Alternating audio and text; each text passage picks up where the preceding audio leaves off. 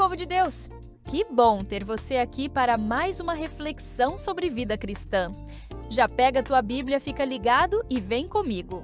Imagina isso, você acabou de ser batizado, uma voz do céu diz que você é o Filho amado. O céu se abre, o Espírito Santo desce em forma de pomba e a galera em volta deve ter ficado de boca aberta, né?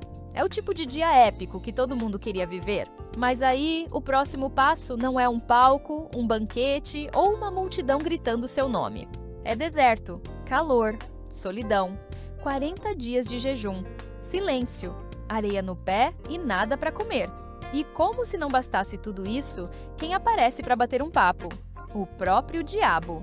Sim, essa é a sequência da história de Jesus logo após seu batismo, um cenário completamente diferente do que alguém esperaria depois de um momento tão glorioso. E é nesse lugar improvável que a gente aprende algumas das lições mais poderosas sobre tentação, propósito e como lidar com o inimigo sem perder o foco. O primeiro ensinamento que bate forte quando a gente lê Mateus 4 é que a tentação não vem só quando estamos longe de Deus. Pelo contrário, ela muitas vezes chega logo depois de momentos espiritualmente altos. Você já percebeu isso? Às vezes você sai de um culto abençoado, um retiro, um momento forte de oração, e no dia seguinte parece que tudo desanda. Jesus foi levado ao deserto justamente após ser publicamente confirmado como o Filho de Deus. Isso mostra que o diabo não respeita emoção nem unção. Ele tenta quando percebe brechas, e uma das brechas favoritas dele é a fome. Seja fome física, emocional, afetiva ou espiritual. E foi exatamente isso que ele tentou explorar quando sugeriu a Jesus que transformasse pedras em pão. Parece até gentil, né? Você tá com fome, resolve isso logo, faz um milagrinho aí. Mas por trás da sugestão inocente estava uma grande armadilha: usar o poder de Deus para satisfazer um desejo momentâneo. E aí, a gente aprende que nem tudo que parece uma boa ideia é a vontade de Deus. Só porque você tem o poder ou a capacidade de fazer algo, não significa que deve. A resposta de Jesus foi certeira. Nem só de pão viverá o homem, mas de toda palavra que procede da boca de Deus. Em outras palavras, meu estômago pode até reclamar, mas minha alma não vai se alimentar de atalhos. Depois dessa resposta afiada, o diabo muda de estratégia. Se não dá para vencer pela necessidade física, vamos testar o orgulho espiritual. Ele leva Jesus até o pináculo do templo e sugere que ele se jogue, já que os anjos poderiam segurá-lo. E ainda cita a Bíblia para tentar convencer. Olha o nível da coisa. Isso aqui ensina uma verdade preciosa. O diabo sabe a Bíblia e usa versículos, fora de contexto, do jeitinho que muitas vezes a gente vê por aí. Mas Jesus não mordeu a isca. Ele respondeu com firmeza: não tentarás o Senhor teu Deus. Porque uma coisa é viver pela fé, outra é viver pela presunção de que Deus tem obrigação de te livrar de burradas. Jogar-se de um lugar alto para provar fé não é espiritualidade. É ego inflado tentando obrigar Deus a se mover por capricho. Quantas vezes na juventude somos tentados a fazer algo absurdo só para provar que somos crentes de verdade? Tipo, vou entrar nesse relacionamento com alguém que não é cristão, mas Deus vai converter. Ou, vou sair da igreja porque Deus vai me sustentar sozinho em casa. E quando tudo desaba, a gente pergunta: Deus, por quê? A resposta é simples. Não se tenta o Senhor. Fé é confiança obediente, não desafio teatral. A terceira tentação é ainda mais direta. Se prostrado me adorares, tudo isso te darei. O diabo mostra os reinos do mundo, as glórias, as riquezas, tudo o que brilha aos olhos, e promete entregar tudo para Jesus em troca de uma simples inclinação. Sutil, né? Parece fácil, quase indolor. Só abaixar, ninguém vai ver, só por um momento. Mas esse momento custaria o plano da salvação. E Jesus de novo responde com a palavra: ao Senhor teu Deus adorarás, e só a Ele darás culto. Aqui a lição vem forte.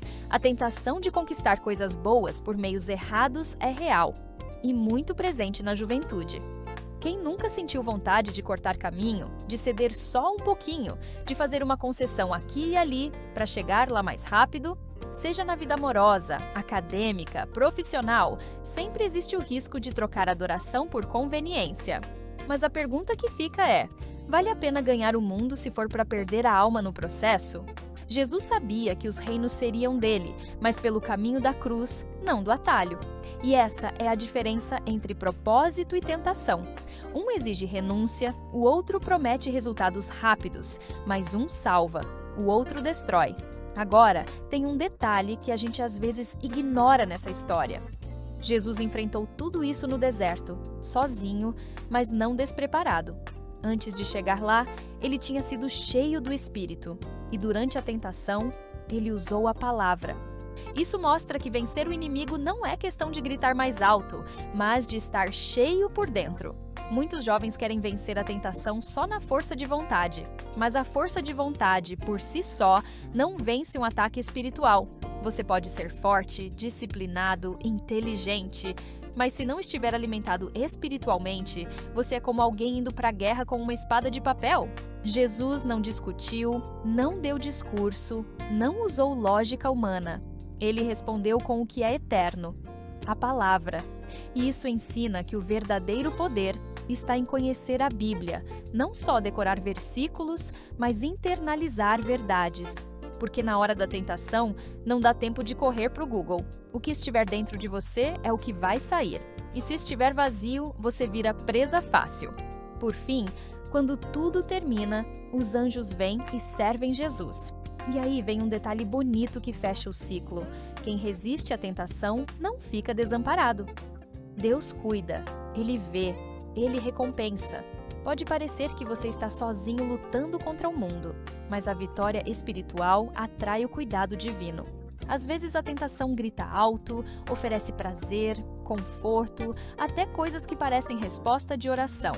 Mas se não vierem de Deus, vão te custar caro.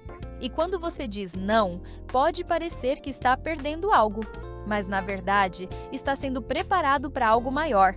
Jesus saiu do deserto pronto, mais firme, mais cheio de autoridade. O deserto não serviu para derrubá-lo, mas para revelá-lo. E é assim com a gente também. A tentação não é só um teste de resistência, é uma oportunidade de crescimento. Cada não que você diz à carne, cada vez que você escolhe a palavra em vez do impulso, cada vez que você não se curva aos atalhos, é uma musculatura espiritual que cresce. E com o tempo, você percebe, não era o deserto que te ameaçava, era você que estava sendo moldado por ele.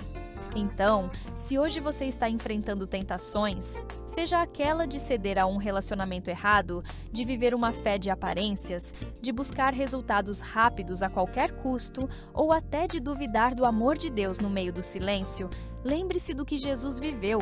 Ele entende, ele passou por isso, ele venceu e deixou um mapa para a gente seguir. Que seu deserto não seja o fim da sua fé, mas o início da sua maturidade. E que quando o inimigo aparecer, você esteja tão cheio da palavra que ele nem tenha espaço para argumentar. E se algum dia você cair, porque sim, somos humanos, saiba que aquele que venceu no deserto está pronto para te levantar e te preparar para vencer da próxima vez, porque o mesmo Espírito que levou Jesus ao deserto também o tirou de lá e vai fazer o mesmo com você. Se essa meditação te edificou, compartilha com aquele amigo teu que precisa ouvir. Até a próxima!